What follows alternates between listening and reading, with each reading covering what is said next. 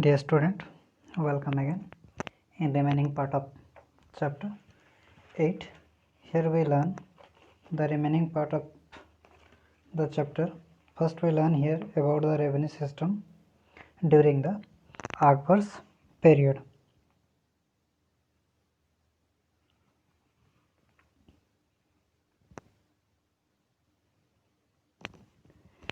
King Akbar adopted Sher Shah's system of revenue. Revenue was fixed on the basis of the quality of the land, as Sher Shah divided the land into three categories or three groups. Akbar also divided the land in that category, and also the quantity of the productions, how much amount that produced by the farmer. According to that, revenue was collected, and revenue was collected by the officers. Loans were also provided to the farmers in time of need. Various projects were undertaken for the improvement of the agriculture. Means he was the liberal king and was thinking about the farmer. That's why he made the system to provide the loan at the time of need for the farmers, and also make many projects for the welfare of the farmers. The Mansabdari system was a military system or military unit within the administrative system of the Emperor Akbar. In this system, Mansabdar maintain the number of cavalrymen or the horse rider soldiers. These officers or the Mansabdar were paid in the form of Jagir. They were maintaining the soldiers, and regarding the maintaining the soldiers, they got the Jagir, and at the time of the war, they provide soldiers to the king. Akbar's religious policy.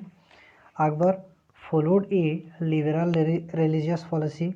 He believed that every religions are basically good, and also the religions are the medium, or religions are the way that lead towards the God. It was the belief of King Akbar. Akbar abolished jizya and pilgrim tax, which were based on the religious tax that he abolished. He was an emperor who not only led Hindus but their temples also gave grants to build them. Means Akbar was the first emperor who allowed the Hindus to build their temple, and not only gave the permissions to build their temple, but also he grant them, or he provide the help to build the temple. He stopped the forcible conversions of the Islamic in or that time. During that period, forcible conversions in Islamic religion was prevailed there, that he stopped. He got religious book of Hindus translated into Persian. He translated the Hindus book in Persian language, or in Persian language. He was the secular ruler who participated in Hindus festivals such as the Diwali and Holi. He was the king who participated in Hindus festivals. Also, he built Ibadat Khana at Fatehpur Sikri, where religious debate, where the different religious peoples together there, and religious debate and discussions were held by different religions followers. He felt that if the good points of all religions were combined, it will help the people. So he started a new faith, Deen-e Ilahi, which means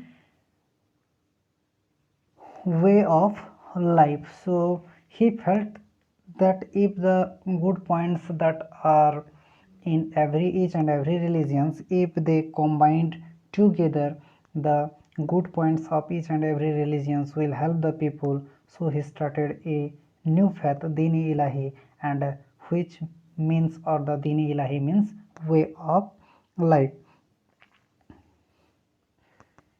Dini Ilahi, the basic principles of the Dini Ilahi were he declared himself the spiritual guide of his people. He declared himself as the guide of the peoples of his empire. He preached peace and tolerance. He believes in tolerance and peace. He put forward the ideas of universal peace, which now also we are believing Vasudhaiva Kutumbakam. That idea was the idea of King Akbar. He disapproved the system of sati and discouraged the killing of animals for meat. He disapproved the system of the sati which was prevalent in Hindu religion. He was not agree, or he did not approve the system of sati, and also he discouraged the killing of the animals for just for the meat. The peoples were, or the hunters were killing the animals for the meat, that also he discouraged. Deen Ilahi was merely a code of conduct. Akbar never forced anyone to follow that one. He never enforced anyone to follow the Deen Ilahi. His aim was to unite the people of his empire and achieve unity in land of diversity. As the time also different religions peoples were living in India, so his main aim to unite the people of his religion and establish the unity among the diversity. King Akbar never forced anyone to accept its principle or accept the principles of Din-e-Ilahi. Akbar and the Rajputs. Here we learn about the relationship between the Akbar and the Rajputs. Akbar was not only the brave fighter or the brave king, but also he was wise person. He had realized that Delhi and Agra could never be safe till the Rajputs were not controlled. That's why he established good relations with the Rajputs, and he decided to win them over by the matrimonial alliances, and he established good relations with them. He married the Hindu princess of Amber. He appointed the Hindus in high and responsible post. By doing these things, he established good relationship with the Hindu kings or with the Rajput kings. Cultural achievement. What were the cultural achievement during the Akbarians? During Akbarians, magnificent forts, palaces, gates, mosques, and public buildings were constructed, and the monuments or the buildings were that constructed that time during that period are the Panch Mahal. Example are the Panch Mahal, Jodha Bai's palace, Buland Darwaza, Diwani Khas are the historical monuments of the King Akbar's period. Painting. Akbar was a patron of painting. He established karkhanas or the workshop. Here painters from all over the country worked together. There was a beautiful blend of Persian and Indian style in the painting of this period. So, King Akbar established that time a workshop or the karkhana where the painters from all over the country work together. Miniature painting reached its climax during Akbar's period, and Dasavan and Jaswant were two famous painters who lived during Akbar's regime. Then another one is music. Akbar was fond of classical music, both vocal and the instrumental. He loved the music, both vocal and the instrumental. Man Tansen, the famous court musician of Akbar, combined Indian and Persian music style to produce a distinct music. So at that time Tansen was there in the court of Akbar, and he combined the Indian music and the Persian music and music style to produce a distinct music traditions. Then Tansen composed many rags and main ones being Raga Darbari, Raga Deepak, and Miyan Ki Malhar. He was patronized by Akbar. Another point that given here is literature. In the field of literature also, Akbar has interest, or Akbar had interest, or Akbar was interested in the field of literature also, though Akbar was the illiterate, or Akbar had no educations.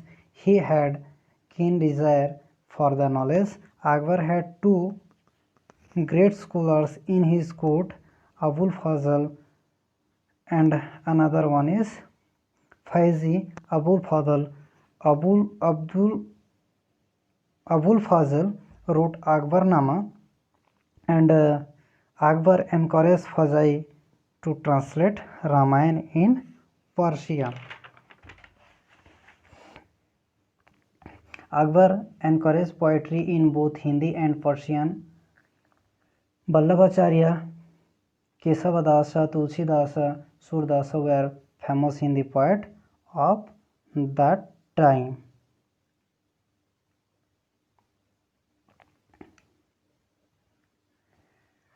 Then he had also did many reforms. King Akbar also introduced a number of reforms. He abolished sati and legalized the widow remarriage, and also discouraged the child marriage. Means he had made the many references that were required for that time, and he also emphasized the study of history, mathematics, agriculture, logic, and also astronomy. Akbar died in Common Era 1605. He left a big and well established kingdom.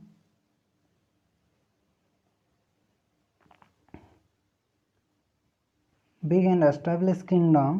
the Mughal Empire to his son Salim, who ascended the throne as Nur-ud-Din Muhammad Jahangir. So this is all about the 8th chapter, Akbar the Great.